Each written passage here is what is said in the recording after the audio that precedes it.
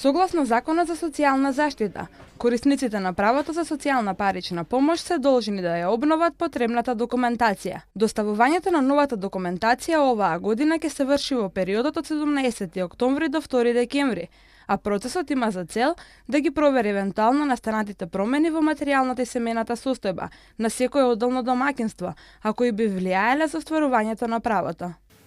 Документацијата која е потребна да биде доставена од страна на корисниците е следнава. Важечка лична карта за државјанин на Република Македонија, дозвола за постојан престој на странец, лична карта за признат бегалец или лична карта за лице под хуманитарна или субсидијарна заштита. Потврда од Агенцијата за вработување за сите полнолетни лица за утврдување на нивниот статус, извод од матична книга на родени за сите членови на домаќинството, извод од матична книга на венчани и на умрени.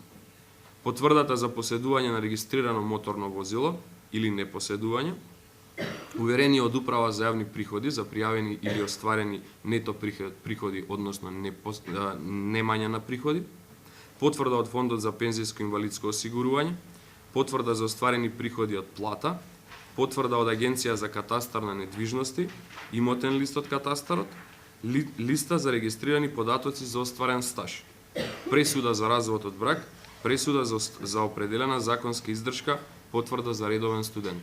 45.967 корисници во моментот имаат остварено право на социјална парична помош. Паричните средства ги добиваат навремено и без одоцнување, а Ристовски посочи дека таа практика ќе продолжи и понатаму.